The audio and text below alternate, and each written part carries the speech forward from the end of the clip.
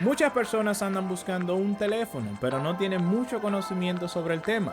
Para muchos, lo mejor es comprar el móvil más caro, pero luego están llorando porque el móvil, al ser tan potente, no retiene mucho la carga de la batería, lo que hace que tengan que estar buscando un cargador prestado cada media hora.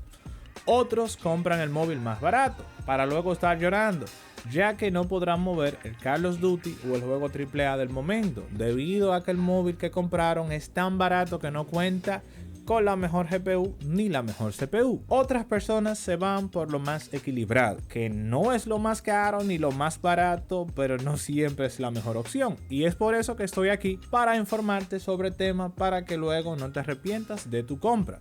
En el apartado gaming, lo más moderno casi siempre es mejor. Si tienes un móvil gama alta, siempre será mejor, aunque no siempre será lo más barato. Teniendo en cuenta que para muchos más es mejor, haré varias comparaciones de fotos y videos para que ustedes digan cuál se ve mejor. Entre estas dos fotos, hay un móvil que tiene 50 megapíxeles y el otro solo 12. Para ustedes, ¿cuál tiene más megapíxeles? ¿El de la izquierda o el de la derecha? Le daré varios segundos para que lo piensen.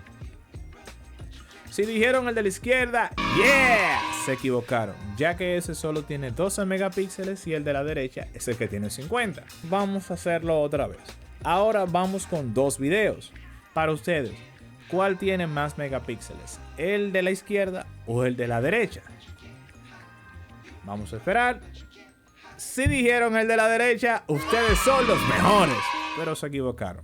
Ese solamente tiene 12. Y el de la izquierda es el que tiene 50. Lo que quiero decir con esto es que no siempre más memoria RAM, megapíxeles o una mayor resolución es mejor, debido a que hay muchos otros factores que influyen. Para fotografía, una mayor cantidad de megapíxeles solo quiere decir que la imagen tomará una mayor cantidad de información, con lo cual si hacemos zoom, la imagen debería verse mejor. En el apartado de fotos y videos, lo que influye para una mayor calidad es el tamaño del sensor, que mientras más grande, más luz entra en él, haciendo que la imagen se vea mejor. El procesador, el cual se encarga de procesar la imagen, y luego tenemos el sistema operativo que se encarga de que todo trabaje en armonía. Por eso soy de aquellas personas que no gastaría su dinero comprando un iPhone, ya que son teléfonos un poco caros para mi presupuesto, pero eso no quita que son los teléfonos más equilibrados del mercado, ya que sacan el 100% de poder de cada uno de los componentes. Es por eso que muchas veces un iPhone con 4 GB de memoria RAM brinda un mejor rendimiento que un móvil que cuenta con 8. Para aquellas personas que no tengan muy claro qué es eso de las gamas de los teléfonos, la gama de entrada o baja son móviles que van desde los 100 a los $300. La gama media está entre unos 300 a unos $700 y la gama alta va entre 800 a más de $1,500. Entre cada una de esas gamas hay una combinación de ellas, ya sea media baja o media alta, y toda una gama de diferentes combinaciones que ustedes se puedan imaginar. Antes de comprar, hay varias cosas que hay que tener en cuenta. Primero, si vas a hacer gaming, fotografía o videoblog, la gama alta siempre es mejor. Si es Xiaomi, puede ser un Mi o un Poco. Samsung, la serie S. En Google, los Google Pixel Pro.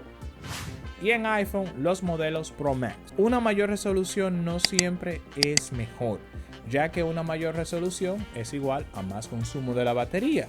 Y si vas a usar el móvil para hacer Uber, no sería lo más recomendable. Así que en vez de comprar un iPhone X, un Samsung S20 o un Google Pixel 4, es mejor que te vayas por un Redmi, un Realme o un Samsung A, o cualquiera de esos móviles de esa gama media, con unos 5.000 o 6.000 mAh. Así tendrías 1 o 3 días con duración de la batería.